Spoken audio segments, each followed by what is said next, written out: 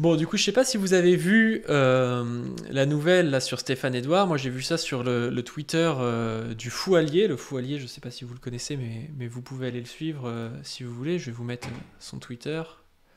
Donc voilà, vous pouvez aller le suivre ici. Et puis il a aussi une chaîne YouTube.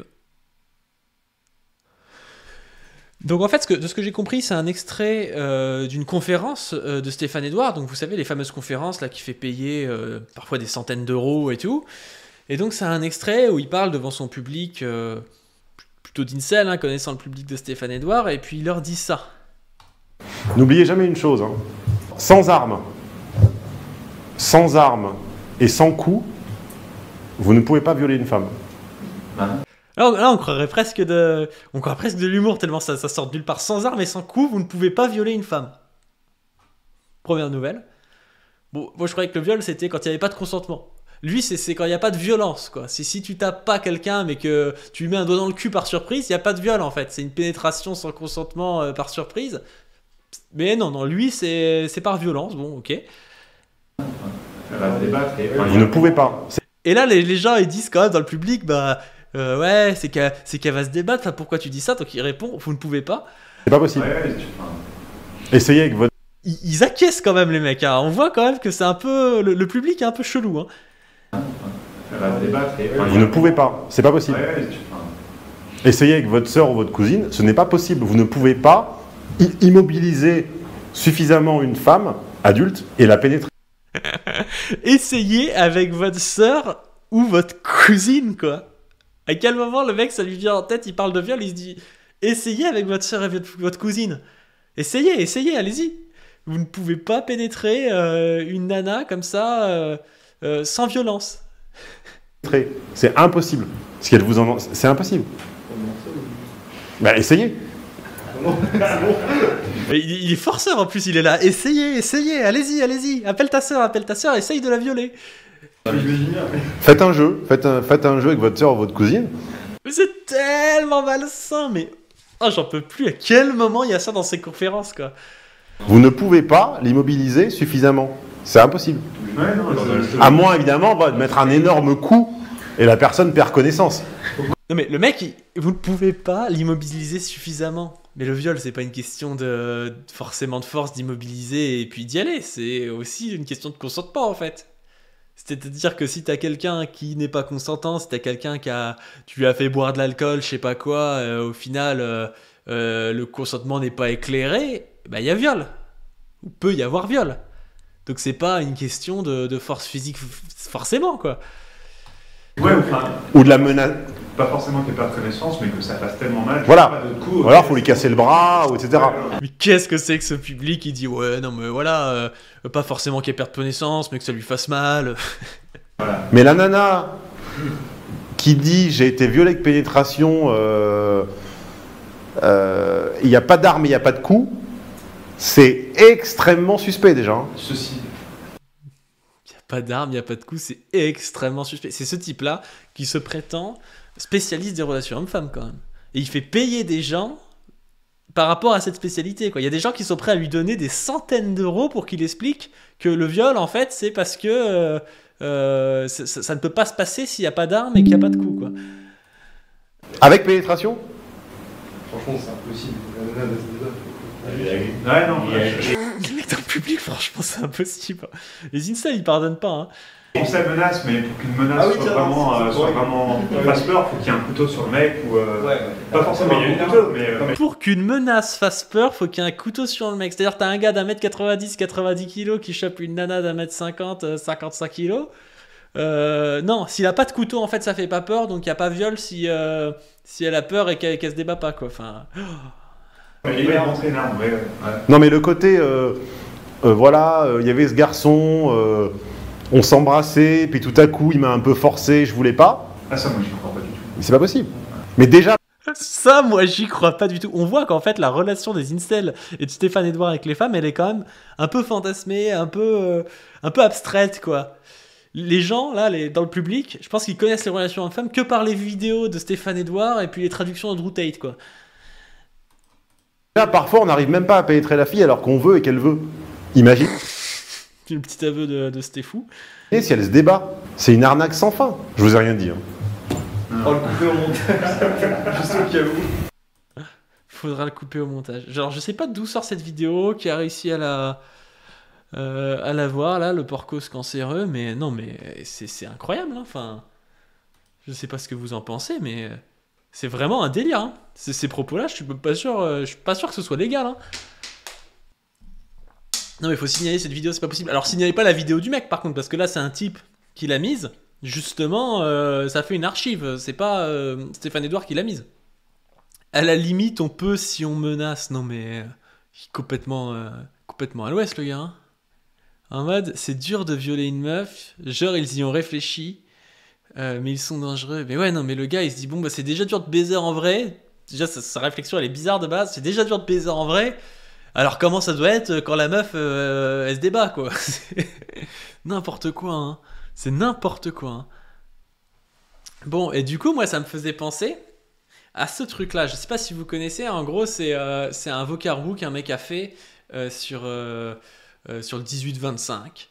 Et en gros, c'est Stéphane Edouard qui parle et qui raconte quand il y a le jour où il y a un type qui est venu se plaindre d'une de ses formations parce qu'il était déçu et qui a voulu se faire rembourser. Et donc Stéphane Edouard, il raconte que bah voilà, il a rien pu faire, qu'il a été soumis, quoi, physiquement, et du coup qu'il lui a donné sa thune. Et c'est un vocarou qui est monté en mode échange avec des extraits de Soral, quoi. Donc bon, c'est pour que ce soit marrant. À la limite, moi je trouve ça marrant, mais ça enlève un peu du sérieux du truc, quoi. Je vous laisse entier et puis après on en parle. Je n'avais aucune idée de ma non-valeur, de mon absence de valeur, de mon incapacité à me faire respecter physiquement avant cette agression.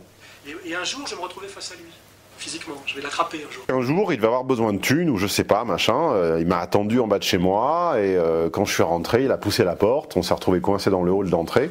En tête à tête. On s'est attrapé, il m'a attrapé au col et là, je l'ai repoussé et je suis pas arrivé.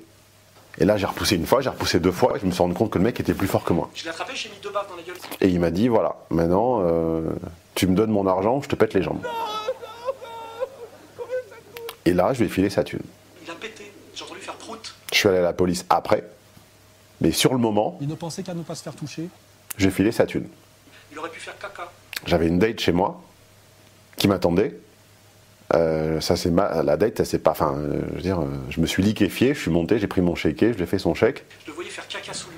Elle m'a demandé ce que j'avais, je lui ai dit que j'avais un petit problème. Ma date, c'était terminé. Je veux dire, après, l'émasculation que ça provoque. J'ai baisé sa femme.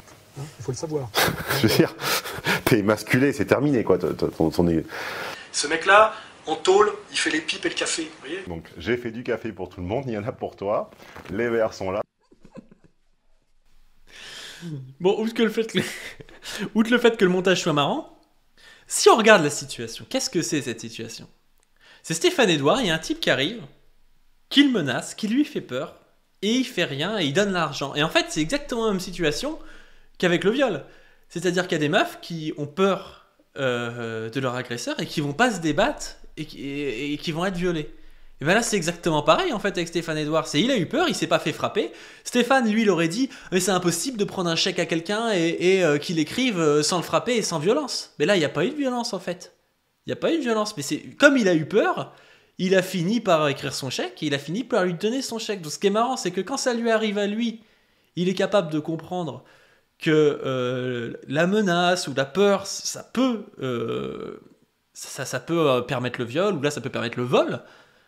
Mais quand c'est pas lui, il dit ah non c'est impossible, c'est les femmes, voilà, elles cherchent en gros l'idée qu'il y a derrière tout ça, c'est que les meufs elles coucheraient avec un type et qu'après elles diraient qu'elles se sont faites violer et qu'en fait voilà, c'est parce qu'elles assument pas, hein, c'est évidemment ça l'idée qu'il y a derrière tout ça. En fait, lui, il prouve lui-même que c'est possible dans la vraie vie avec cet extrait, quoi. Donc ça fait marrer parce qu'à la fois l'extrait est drôle, mais à la fois c'est vrai que c'est comme ça, quoi. Lui, il s'est tétanisé. Il a donné, mais c'est exactement pareil pour une femme qui se retrouve avec un mec plus fort qu'elle et puis qui se tétanise et qui se laisse violer en fait.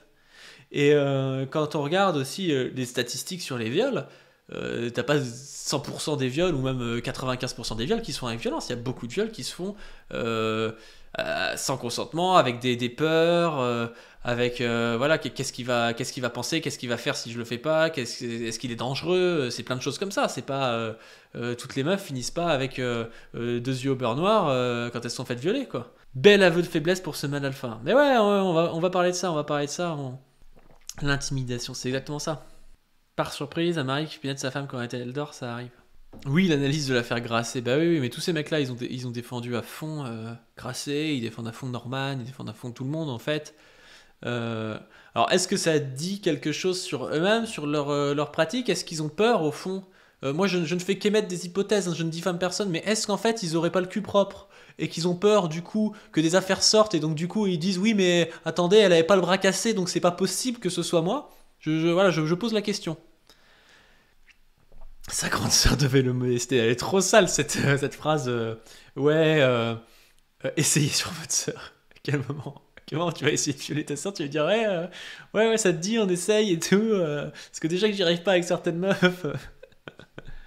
Faut leur retirer des réseaux, c'est fou dangereux de tels propos. Bah non, mais ces propos, ils sont choquants, quoi. C'est un type qui vend des formations à des incels pour leur dire ça, quoi. Donc ça les radicalise à fond et ça leur explique, ouais, bah en gros... En gros, là, il t'explique que si une meuf en soirée, t'es un peu là à tirer sur la bouteille et puis à faire en sorte qu'elle boive un peu plus et puis qu'après tu couches avec elle alors qu'elle est dans un état second et qu'elle s'est pas débattue, bah c'est pas du viol, quoi. C'est pas du viol, c'est ce qu'il dit là, c'est quand même incroyable, quoi.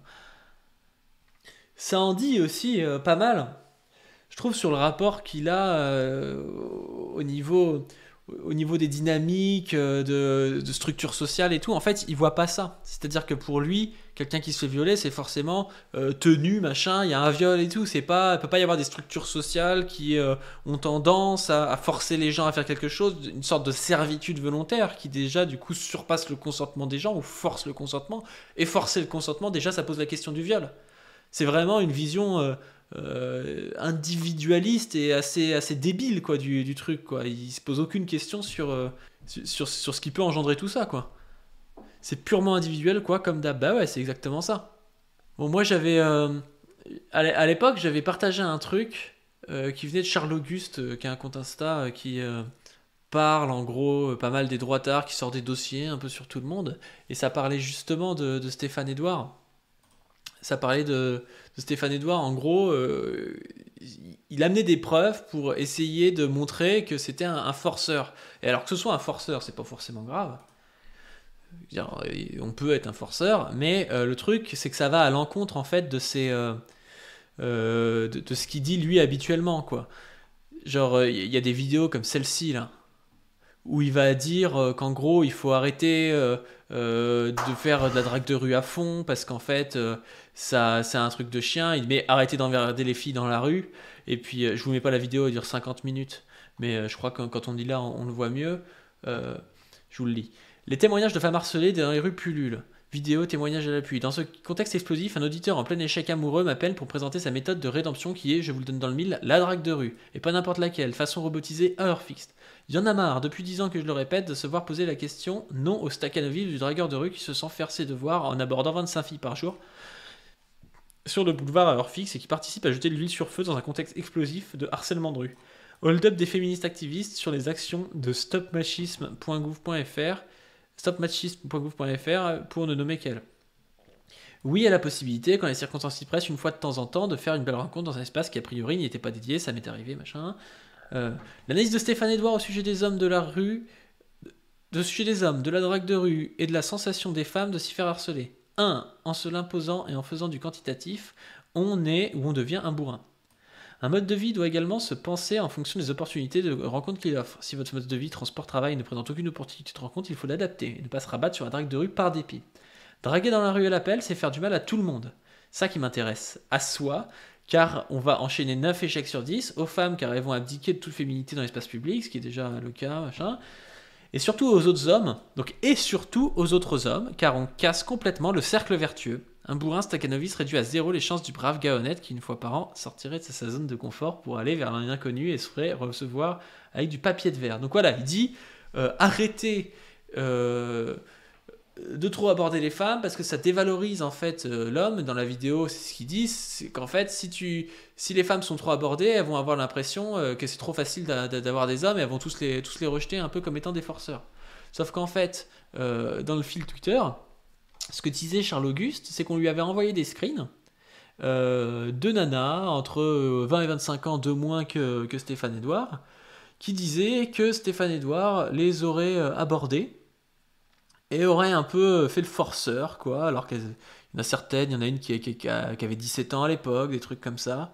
Enfin, je vous lis quelques messages si vous voulez. Je t'écris un petit message parce que ton dernier post sur Stéphane Edouard m'a interpellé. En effet, il est déjà venu me parler, j'ai trouvé cela un peu étrange. Je ne suis absolument pas une groupie, mais il m'est arrivé de regarder ses vidéos, elle a mis un extrait. À la suite de cette story, il est venu engager une conversation avec moi. J'ai répondu avec courtoisie, mais très rapidement, à partir de cela, il a commencé à scruter mon profil et mettre des likes, regarder mes stories. J'ai reçu un message à 7h du matin de lui, donc j'avoue que j'ai commencé à être interpellé sur cette intention. En soi, j'ai rien de mal, mais j'ai trouvé ça surprenant qu'un personnage comme lui, finalement, ait ce genre de comportement. Donc ouais, c'est un peu bizarre qu'un type qui est censé être le mâle alpha, qui fait de la vraie drague et tout, en fait, c'est juste un mec qui envoie des MP sur Insta et qui profite de son gros compte. Celui-là, il était marrant, je crois. Coucou, il m'a dragué en MP en me disant qu'il avait vu plusieurs fois ma bouille dans ses likes. Au départ, je n'ai pas vu la drague, mais c'est lorsqu'il a voulu me rencontrer que j'ai un peu baissé la fréquence de mes réponses jusqu'à ce qu'il ne réponde plus. Il s'est vexé comme un collégien, à base de sympa de ne pas répondre, bonne continuation. J'en suis resté bouche bée, pensant que son rapport aux femmes devrait être sain. Bah, je trouve que son rapport aux femmes n'est pas très sain, et son rapport à sa sœur et à sa cousine n'a pas l'air très très sain non plus. On notera qu'il n'était pas loin de me penser mineur. Son « je déconne, j'y crois moyen ». Bon, j'avais 28 ans, heureusement pour lui, à moins que ça ne soit une stratégie pour me flatter, me faire croire que j'ai 10 ans de moins. Bref, je suis désolé de plus avoir la conversation WhatsApp, ça aurait fait un peu plus de matière. Je comprends que tu veuilles t'assurer de la véracité de ce qu'on raconte. Parce qu'en fait, Charles Auguste, il dit qu'il a demandé des screens, donc il a les screens, mais il les a pas publiés parce que ça mettait, ça désanonymisait en fait les filles, quoi. Après, Stéphane Edouard aurait pu aller les voir. Stéphane Edouard m'a DM après que je l'ai suivi en septembre. Il a engagé la conversation de façon courtoise, mais quand j'ai appris qu'il me draguait, je lui ai rapidement rappelé mon âge. Cela n'avait pas l'air de le déranger, 17 ans. Mais il m'a ensuite dit, je cite, qu'il posait une pré-réservation et de le prévenir dès que j'aurai mes 18, ce que je n'ai évidemment jamais fait. Bon, est-ce que ça c'est de la petite drague de rue ou est-ce que c'est de temps en temps, quoi, ou est-ce que c'est de la drague un peu industrielle? Moi je pense que voilà, ça paraît être un petit peu algorithmique comme truc. Pré-réservation pour draguer, mais lol, le mec se croit à l'hôtel ou quoi? C'est légal, 17 ans, il est un peu bête. Bah ouais, il aurait dû forcer. N'importe quoi, hein. C'est industriel et surtout en réseau, il assume rien, ce youtubeur. Bah ouais. Non mais c'est ça, enfin je veux dire, moi qui fasse ça, je m'en fous. Je pense qu'il y a plein de youtubeurs qui font ça, qui profitent un peu de leur réputation et tout, enfin du fait qu'ils aient beaucoup de followers pour arriver et draguer des meufs un peu avec leurs gros sabots sur les réseaux. Et si tu envoies 100 messages, tu dois en avoir peut-être 10 qui répondent et puis tu arrives à avoir des rendez-vous avec 3, quoi. Le truc c'est que voilà, quand tu fais ça, t'es pas un mec qui est censé donner des conseils sur les relations hommes-femmes en disant arrêtez d'être des mecs en chien les mecs, alors que tu fais exactement un truc comparable, quoi. Enfin, bientôt pas du ring à son harem. Mais ouais, je vais envoyer des messages en salle. Faut que je me fasse un Insta pour ça et puis je mettrai le fait que je remplisse mes manches et puis voilà, quoi. Mais moi son truc en plus du comment ça s'appelle, du fait que c'est pas possible de violer quand il y a pas de violence, moi ça me faisait penser à l'histoire du viol doux. Je sais pas si vous connaissez cette histoire. C'était un truc encore une fois du 18-25 où il y avait un type qui avait appelé une radio, qui avait trollé en fait et qui avait dit voilà qu'il avait commis un viol mais que ça allait parce que c'était un viol doux. Et en fait le mec, j'ai revu la vidéo tout à l'heure et il pense exactement comme Stéphane Edouard, quoi. C'est-à-dire que Stéphane Edouard, lui, il est un peu en mode le viol doux n'est pas un viol, quoi, mais ça se compte là, quoi. Donc là, c'est le mec de la radio qu'on voit sur la vidéo. J'essaie de la faire boire. Ah oui. C'est pas... Donc le mec, il est au téléphone là depuis 3 minutes, mais je ne jouais pas le début. Il dit ouais qu'en gros, il est amoureux d'une collègue, je crois, et qu'il essaie de la faire boire. Mais moi, à chaque fois pendant les soirées, j'essaie de la faire boire. Ah oui. Ça c'est pas bien. Ça c'est pas bien. Faut savoir que les filles. Pour la rendre moins simple, je sais qu'elle m'aime, mais. Ouais. Non mais. Alors, désolé de te dire ça, mais si ça se trouve, elle pense vraiment que t'es un ami pour elle. Et justement, le fait que tu dises ça, je pense qu'elle serait plus déçue, tu vois, que... l'alcool révèle certains sentiments, donc si elle apprend que tu l'as fait boire pour pouvoir profiter d'elle, premièrement, ça s'appelle un viol parce qu'elle sera pas... J'ai déjà profité d'elle, mais après c'est pas un viol, enfin... Mais attends, mais comment tu peux dire que c'est pas un viol? Attends, Bah, il peut dire que c'est pas un viol s'il n'y a pas eu de violence, hein. Moi c'est ce que j'ai compris selon les cours du grand professeur Stéphane Edouard, hein. Elle était consentante? Après, il y a le viol violent, mais... Ah non, alors là je t'arrête tout de suite. Alors le viol... Il pense comme Stéphane Edouard, le mec de JVC. Je vais te dire un truc, le viol, si elle était pas d'accord, c'est violent mentalement pour elle. Alors peut-être que toi t'as pris ton pied, mais pour elle c'est pas du tout... Mais moi c'était plutôt un viol doux que j'ai fait. Non, mais ça reste un viol. Mais arrête, mais t'es horrible de dire ça, mais tu te rends compte que... Non mais j'ai rien fait. Bah si, tu t'es en train de dire que tu l'as violée doucement. Mais comment tu peux savoir qu'elle a aimé? Tu l'as violée, ça se trouve elle était bourrée. Elle a aimé, mais c'est vraiment le discours d'incel, quoi, du public de Stéphou. Tu l'as bourrée. Non, c'est pas bourré, Bah non mais attends, tu viens juste de nous dire à l'instant que tu voulais la bourrer pour pouvoir la bourrer justement. Mais après, elle boit, tu vois de faire, moi je lui offre des verres, après... Ouais, mais d'accord, mais tu te rends compte de comment tu profites d'elle? Mais attends, mais tu crois que c'est ton objet ou quoi? Mais non, mais après, on est des hommes. Non, mais même si on est des hommes... Ça veut dire quoi, ça? On profite pas d'une femme, enfin je suis désolé, une femme c'est... Ah non. Les gens choqués dans le chat, hein, c'est un troll, hein, le gars, hein, c'est juste un troll, hein, c'est super glauque, mais c'est un troll. On peut profiter d'une femme. Mais toi t'es amoureux, mais attends, mais comment tu peux dire ça alors que genre tu dis que t'es... marier avec elle. Bah tu as envie de te marier avec elle et après ce sera la femme soumise, c'est ça? Bah ouais, mais après moi je suis russe, je suis d'origine russe. Mais alors, moi je suis d'origine hongroise, nous on respecte les femmes. Ouais, mais moi je suis russe. En Hongrie. Bah nous aussi, mais... Bah tu respectes pas les femmes que tu la violes. D'ailleurs, en parlant de ça, genre, t'es d'accord, tu penses quoi du droit des femmes? Mais le droit des femmes, je suis désolé, le droit des femmes, elles doivent... Elles sont pas égales aux hommes. Mais non mais attends, mais tu te prends pour qui pour dire ça sérieusement? Non, c'est pas possible. Non mais sincèrement, le mec qui parle, quelle est la différence avec ce que pensent les mecs qui écoutent du Stéphane et ce que pense sûrement, hein, moi je ne dis pas ce que pense sûrement Stéphane Edouard. Quelle est la différence entre ce discours et son discours? Non mais... Bref, moi je suis amoureux. Eh mais c'est quoi ces cassos que vous avez là? Putain mais... Sérieusement, eh mais tu te prends pour qui mon gars, sérieusement? Mais tu crois quoi? Mais arrête de dire que t'es amoureux, sérieusement. Mais comment tu peux dire que t'es amoureux alors que tu dis que tu veux la violer? Non mais t'es sérieux ou quoi? Non mais un viol c'est pas doux, c'est pas brutal, un viol c'est brutal point barre. Mais t'as pas à la violer, mais attends t'as 19 piges mon gars, tu t'appelles une radio pour dire que tu violes ta meuf. Non mais tu te rends compte qu'il y a des gens qui t'écoutent, tu te rends compte qu'il y a des gens qui sont là, en train d'écouter la radio, et que t'es en train de leur donner l'exemple que les Russes violent leurs meufs. Non mais attends. Les femmes légales. Eh mais c'est quoi ce mec sérieusement? Eh mais putain c'est quoi ces mecs là, sérieux? Eh c'est le 3ème ce soir là. Mais Ronan je l'ai eu tout à l'heure, il paraît... Et il est russe, il a le droit. C'est bien toi, il paraît... Non mais comme par hasard, à chaque fois qu'il y a des connards dans son genre, il y a le live Facebook qui explose quoi. Ah ouais. Ah là t'es à combien là? Là je suis à 41. Ah, c'est tellement 2010 le truc, le mec il a 41 personnes sur son live Facebook rincé avec un gars de JVC qui vient troller du coup un live Facebook où il y avait 20 personnes, tu sais pas pourquoi il fait ça, et le gars il est trop fier. Non mais comment tu peux appeler une radio et dire ça sérieusement? Mais même si c'est pour déconner, mais d'où tu parles du viol comme ça? T'as la police, hein? Ils entendent. Ah mais j'ai le numéro de téléphone, j'ai la fiche de la radio, mais y a pas de problème. On a tout, demain j'appelle les flics, ça c'est clair et mais c'est clair. Moi je peux pas. Comment tu sais que c'est du troll? Mais c'était sorti sur 1825, le mec l'avait dit, tu vois, enfin... Et je crois même qu'à la fin ils en parlent, je crois que le mec il s'explique, il dit ouais mais c'est un troll. Attends mais c'est quoi ça? Il a dit des bêtises, c'est toi qui dis des bêtises, il n'a rien de grave parce qu'il a dit... D'accord, alors à tous ceux qui nous regardent et qui sont du truc 18-25, on a tous vos numéros, on a tout gardé. Donc demain on appelle les flics parce que je vous le dis, on est une radio. et que c'est pas parce qu'on est une radio que forcément on doit se faire foutre de notre gueule. J'espère que c'est bien compris. Putain, j'ai rarement vu un mec se faire troll comme ça, il s'est fait humilier, le gars, hein. Il s'est vraiment fait troll. Hein. Ah, ça c'était le 18-25 à l'ancienne. Hein. C'était mieux avant, ça aussi. Hein. C'était mieux avant. Putain, c'était fort, les mecs. Hein. On a tous vos numéros, ouais, c'est ça, il y a tous les numéros 18-25, le gars.